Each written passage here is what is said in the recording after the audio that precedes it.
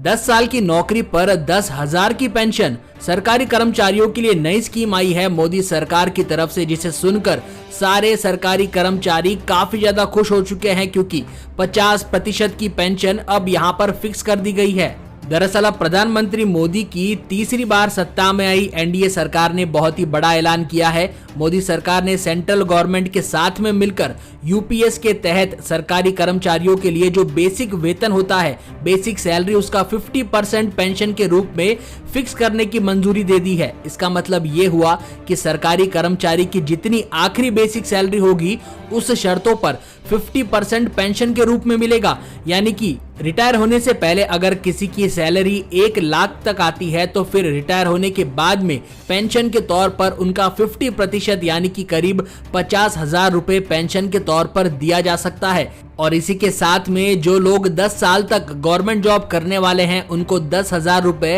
Monthly pension देने का भी प्रस्ताव रख दिया गया है।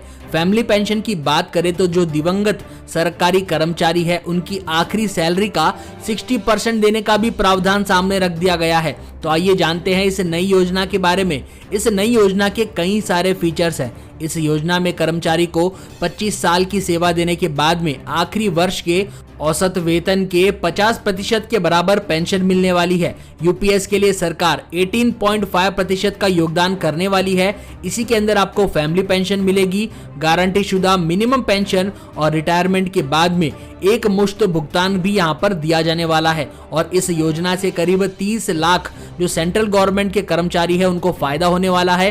राज्य सरकारें भी यूपीएस को लागू करना चाहती है, तो कुल मिलाकर 90 लाख कर्मचारी इस फायदे को उठा सकते हैं।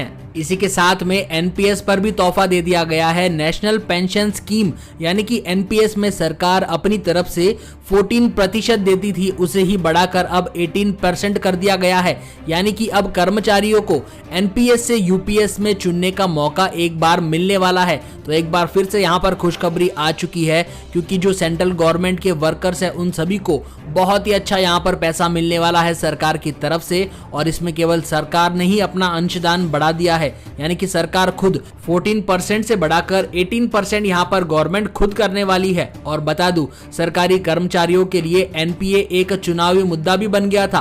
कांग्रेस और बाकी के विपक्षी दलों ने भी चुनाव के कुछ दिनों पहले ही इस योजना को खत्म कर पुरानी योजना को लागू करने का वादा किया था, लेकिन वही काम अब मोदी सरकार के तीसरे कार्यकाल में पूरा होने वाला है। तो दोस्तों, क्या आपको लगता है कि ये बहुत ही अच्छा निर्णय लिया गया है मोदी सरकार की तरफ से? हाँ या ना, आप कमेंट सेक्शन में लिखकर जरूर बताइएगा। ऐसे ही दुनिया की और तमाम खबरों को जानने के लिए हमारे चैनल रैपिड इन्फो को सब्सक्राइब कर लीजिए।